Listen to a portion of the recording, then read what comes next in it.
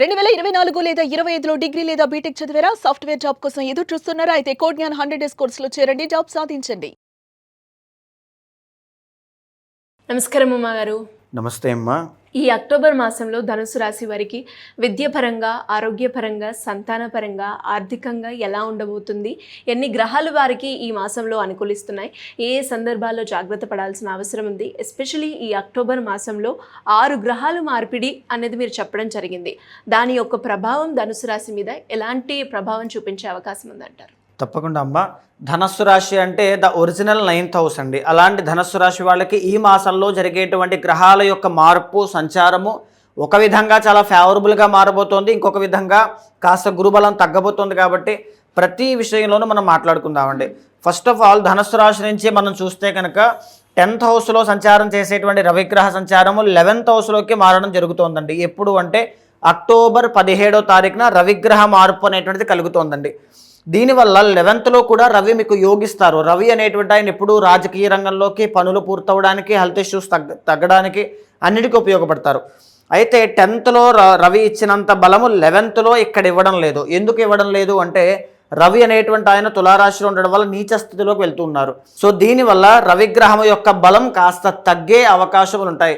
So October 17 తర్వాత ఆరోగ్యం విషయంలో కాస్త జాగ్రత్తగా ఉండండి. ఎస్పెషల్లీ స్పౌస్ విషయంలో, అంటే మీ భార్య లేదా భర్త యొక్క ఆరోగ్యం విషయంలో కాస్త జాగ్రత్తలు తీసుకోండి. సమయానికి ఆహారం తీసుకోండి. డైజెషన్ ప్రాబ్లమ్స్ అనేటువంటివి కనబడుతూ ఉన్నాయి. అయితే ఇక్కడ బుధగ్రహ సంచారం అనేటువంటిది 11th హౌస్లోకి అక్టోబర్ 2nd ఇక్కడ రాబోతున్నారండి. దీనివల్ల ఏం జరుగుతుందంటే ఎస్పెషల్లీ మీకు వ్యాపారం విస్తీర్ణత అనేటువంటిది జరగడం, మీ వ్యాపారం పెరగడం, మంచి మనీ రావడం, స్టాక్స్ కానీ, షేర్స్ కానీ, ట్రేడింగ్ కానీ, ఈ కామర్స్ కానీ, ఎక్స్పోర్ట్స్, ఇంపోర్ట్స్, లేకపోతే కమ్యూనికేషన్ డిపార్ట్మెంట్స్, సిఏ, అకౌంట్స్ అన్నీ కూడా ఈ ఫీల్డ్స్లో వర్క్ చేసే వాళ్ళకి బుధుడు ఎప్పుడైతే అంత బాగుంటాడో మంచి లాభాలు చూస్తారు, మంచి అవకాశాలు వస్తాయి, మంచి పేరు వస్తుంది, ఇవన్నీ ఉంటాయి. సో బుధగ్రహ సంచారం చాలా ఎక్స్ట్రాడినరీగా ఉంది, చాలా మంచి యోగం పట్టింది అని చెప్పొచ్చండి. ఇక్కడ కుజుడు కూడా మనం చూస్తే అమ్మా ఆల్రెడీ తులారాశిలోనే ఆయన సంచారం చేస్తున్నారు. 11th హౌస్ కాబట్టి కుజుడు యోగిస్తున్నారు అని చెప్పొచ్చు. దీనివల్ల రియల్ ఎస్టేట్ వ్యాపారం చేసే వాళ్ళకి చాలా బాగుంటుంది. సివిల్స్ కోసం ప్రిపేర్ అయ్యే వాళ్ళకి కానీ, కోర్టు పరమైన చిక్కులు, న్యాయపరమైనటువంటి చిక్కులు, తర్వాత ఈ ధర్మ పోరాటాలు కావచ్చు, ఫుడ్ బిజినెస్ చేసేటువంటి వాళ్ళకి కావచ్చు, అందరికీ కూడా ఈ కుజగ్రహ సంచారం యోగించడం వల్ల భూ లాభం కలగడము, ఏదైనా ఒక ల్యాండ్ కొనే అవకాశాలు ధనస్సు రాశి వాళ్ళకి చాలా బాగా కనబడుతున్నాయి. నాట్ ఓన్లీ ల్యాండ్ అండి, ఎందుకంటే కుజుడు అంటే భూకారకుడు అండ్ ఆల్సో వాహన కారకుడు. కాబట్టి ఖచ్చితంగా ఏదైనా బండి లేదా కారు లేదా భూమి కొనేటువంటి యోగము, దానికోసం ప్లాన్ చేసేటువంటి యోగము, సో అలాంటి యోగాలన్నీ కూడా అద్భుతంగా ఇక్కడ కనబడుతున్నాయని చెప్పొచ్చండి. అయితే మనం చూస్తే అమ్మా శుక్రగ్రహ సంచారము అనేటువంటి దాన్ని చూడండి. ఇక్కడ అక్టోబర్ 9వ తారీఖున శుక్రుడు అనేటువంటి ఆయన 10th హౌస్లోకి రావడం జరిగింది. 10వ స్థానంలో శుక్రుడు యోగిస్తారండి, కానీ ఇది శుక్రుడు కన్యాస్థానము కాబట్టి నీచ స్థితిలో ఉంటారు. దీనివల్ల ఏంటి అంటే పెద్ద పెద్ద ప్రాజెక్ట్స్ ఎవరెవరికి సినీ, నాటక, కళారంగాలు, నృత్య, గీత, వాద్యాది రంగాలు, కళారంగంలో ఉన్న వాళ్ళకి, క్రియేటివ్ సెక్టార్లో ఈ డిజైన్స్ చేసేవాళ్ళు, కాస్ట్యూమ్ డిజైనర్స్, గ్రాఫిక్ డిజైనర్స్, ఇంకా ఏఐ, వర్చువల్ రియాలిటీ, ఇలాంటి వాటిల్లో క్రియేటివ్, ఇమాజినేటివ్ ఫీల్డ్స్లో వర్క్ చేసే వాళ్ళకి అద్భుతంగా కెరీర్ మారుతుంది. కానీ పెద్ద పెద్ద ప్రాజెక్ట్స్ అక్కడ దాకా వచ్చి వెనక్కి వెళ్ళే అవకాశాలు కూడా ఉంటాయి. బికాజ్ ఎందుకు అంటే 17 తర్వాత రవి కాస్త వీక్ అవుతున్నారు. ఇక్కడ గురుడు కూడా కొంచెం వీక్ అయ్యారు. శుక్రుడు కూడా నీచ స్థితిలో, యోగించినా నీచ స్థితి కాబట్టి. సో గ్రహ బలాలు అనేటువంటివి అక్కడ దాకా వచ్చి ఆగే అవకాశములు పెద్ద పెద్ద ప్రాజెక్ట్స్ విషయంలో ఉన్నాయి. కాబట్టి శుక్రబలం పెంచడం కోసం బొబ్బర్లు దానంగా ఇవ్వండి. శుక్రవారం నాడు శుక్రహౌరలో బొబ్బర్లు కేజింపావు దానంగా ఇవ్వడం వల్ల ఈ శుక్రబలం పెరుగుతుంది. అలాంటి బ్లాకేజెస్ ఎక్కడ ఉండవు. అండ్ ఇంకోటి ఏంటి అంటే ఇది 6th హౌస్ అవ్వడం, ద ఒరిజినల్ 6th హౌస్ అవ్వడం, విమెన్కి గైనిక్ ఇష్యూస్ వచ్చే అవకాశాలు ఎక్కువగా ఉంటాయండి. అండ్ ఇంకో విషయం చెప్పాలి అంటే శుక్రుడు ఎప్పుడైతే నీచ స్థితిలోకి వెళ్తారో ప్రేమ వ్యవహారాల్లో కాస్త ఆటంకాలు, మిస్అండర్స్టాండింగ్స్, ఇద్దరి మధ్యలో ఉన్నటువంటి బాండింగ్ కాస్త బ్రేక్ అవ్వడం, ఇలాంటివి ఉంటాయన్నమాట. ఓవరాల్గా శుక్రబలం బాగుంది, కానీ బొబ్బర్లు దానంగా ఇవ్వండి ఇంకా బాగుంటుంది. 9th హౌస్లో కేతుగ్రహ సంచారం అనేటువంటిది యోగించడం లేదు. కేతు అనేటువంటి ఆయన ఎప్పుడు కూడా చంచల స్వభావి, టెంపరీ డెసిషన్ మేకర్ అండి. అంటే ఈ నిమిషం, ఈ రోజు డబ్బులు చాలా బాగుంటాయి, కానీ రేపన్న రోజుకి డబ్బులు రూపాయి కూడా ఉండవు.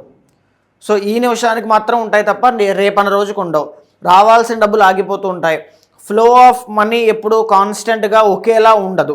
సో ఈ యొక్క సూచనే ఈ కేతు అండి, భాగ్యము అన్నమాట. సో ఇప్పుడు ఏంటంటే జనరల్లీ మీరు కర్మని అనుభవిస్తున్నారు అని చెప్పొచ్చు జనరల్లీ. సో కర్మ ప్రభావం తగ్గడానికి గణపతి యొక్క ఆరాధన చేస్తే ఈ ప్రాబ్లం ఎవరికైతే ఉందో వాళ్ళకి అది సాల్వ్ అయ్యే అవకాశాలు ఎక్కువ ఉంటాయి. అయితే ధనస్సు రాశి వాళ్ళకి చూడండి అమ్మా, 3వ స్థానంలో శని రాహు అనేటువంటి 2 ప్లానెట్స్ కనబడుతూ ఉన్నాయి. దీనివల్ల ఏం జరుగుతుంది, 3వ స్థానంలో శని యోగిస్తారండి. దీనివల్ల ఇండిపెండెంట్గా ఇండివిజువల్గా ఎవరి యొక్క సహాయ సహకారములు అవసరం లేకుండా మీ టాలెంట్ మీదే మీరు ఎదగడానికి స్కిల్ డెవలప్ చేసుకునే అవకాశాలు ఎక్కువగా కనబడతాయండి. బికాజ్ 3వ స్థానంలో శని కాబట్టి ఆరోగ్య సమస్యలు తగ్గుముఖం పడతాయి, వృత్తిపరంగా గ్రోత్ కనబడుతుంది. అండ్ మీలో ఎన్నో మార్పులు అనమాట, మీ బిహేవియర్లో అలవాటుల్లో రియలైజేషన్ ఇవన్నీ కూడా చాలా మార్పులు ఈ శని వల్ల మీకు కలుగుతాయి. కాకపోతే పక్కన రాహు ఉన్నారు, యాక్చువల్లీ ఇది మంచిదే. 3వ స్థానంలో శని రాహులు ఇద్దరూ యోగిస్తారు. కానీ శని రాహుల యొక్క కంజంక్షన్ విడిగా విషయోగంగా మనం చెప్పుకుంటాం. సో సిబ్లింగ్స్తో ఎవరు మీ సోదర సోదరీమణులు కావచ్చు, కమ్యూనికేషన్ మాట్లాడేటప్పుడు కావచ్చు, ఆర్ మీరు స్మాల్ ట్రావెలింగ్స్, నేను ఇక్కడ నుంచి డైలీ ఒక 10 కిలోమీటర్స్ వెళ్ళి అక్కడ జాబ్ చేసుకుని ఇక్కడ రావాలండి, ఇలాంటి వృత్తుల్లో ట్రావెలింగ్ దాంట్లో ఉన్న వాళ్ళైతే కొంచెం జాగ్రత్తగా ఉండాలి. ఎందుకంటే వాహన ప్రమాదాలు, చిన్న చిన్న గాయాలు ఇలాంటివి ఉంటాయి. సో సిబ్లింగ్స్తో కమ్యూనికేషన్ బాగుండడానికి, రిలేషన్ ఎక్కడ బ్రేక్ అవ్వకుండా, మిస్అండర్స్టాండింగ్స్ రాకుండా జాగ్రత్తగా చూసుకోండి. అయితే ఇక్కడ లాస్ట్ ఏంటంటే అమ్మ, 1st అండ్ 4th లార్డ్ అయినటువంటి గురుడు 8వ స్థానంలో ఎగ్జాల్టేషన్లో ఉన్నారు.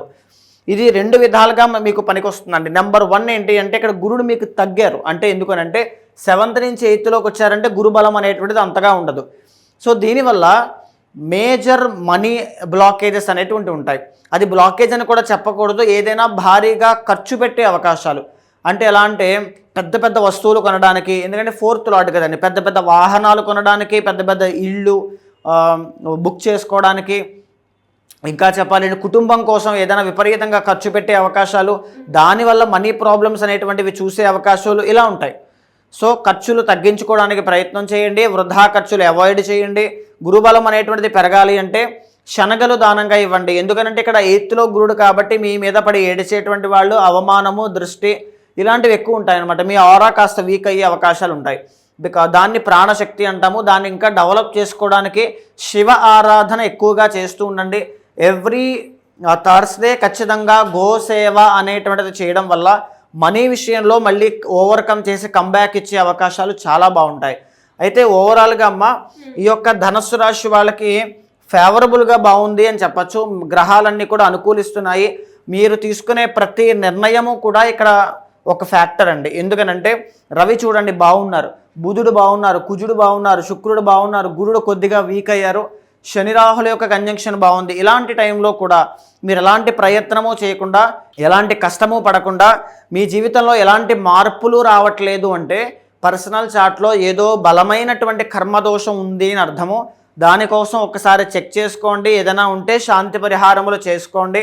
సో ఈ పరంగా చూస్తే అమ్మా, అద్భుతమైనటువంటి గ్రహ సంచారాలు అన్నీ కనబడుతూ ఉన్నాయి. రాను రాను క్రమేపీ అభివృద్ధి అనేటువంటిది కనబడుతుంది. వీరికి మాసంలో కలిసి వచ్చే రంగు ఏంటో మాగారు? వీళ్ళకి ఈ మాసం వరకు కలిసి వచ్చేటువంటి రంగు పచ్చ రంగు, అంటే గ్రీన్ కలర్ మీకు చాలా బాగా కలిసి వస్తుందండి. వ్యాపారస్తులకి ఎస్పెషల్లీ గ్రీన్ సెలెక్ట్ చేసుకోండి, చాలా బాగుంటుంది. కలిసి వచ్చే రోజు బుధవారం చాలా బాగుంటుందండి. బుధవారం నాడు మీరు ఏం స్టార్ట్ చేసినా విజయాన్ని చూస్తారు. కలిసి వచ్చే నెంబర్ 5 అనేటువంటిది చూసుకోండి లక్కీ నెంబర్గా. ఎనీథింగ్ మీరు దేంట్లోనైనా నెంబర్ 5 తీసుకుంటే చాలా బాగుంటుంది. ఎలాంటి పరిహారం చేసుకోవాలి అంటారు? ముఖ్యంగా మీకు అన్ని గ్రహాలు కూడా ఆల్మోస్ట్ చిట్ట చివరి దాకా వచ్చి అక్కడ కొంచెం బలం వీక్ అయ్యి స్ట్రెంత్ తగ్గే అవకాశాలు ఉన్నాయి. కాబట్టి గురుబలం పెరగడానికి శివ ఆరాధన, గురు చరిత్ర పారాయణ, ఎస్పెషల్లీ శివుడికి అభిషేకం చేయించడాలు లాంటివి ఎక్కువగా చేయండి. గోసేవ చేయండి, చాలా బాగుంటుంది.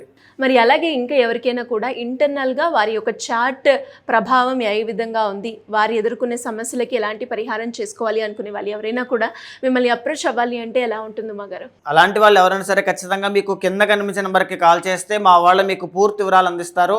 మీ గోచారాన్ని, అదేవిధంగా మీ పర్సనల్ చార్ట్ చెక్ చేసిన తర్వాత, ఎందుకు అని అంటే పర్సనల్ చార్ట్లో చాలా యూనిక్గా ఉంటుందండి. అక్కడున్న బ్లాకేజెస్ వేరు, అక్కడున్న గ్రహాల యొక్క స్ట్రెంత్ వేరు, అన్నీ వేరు.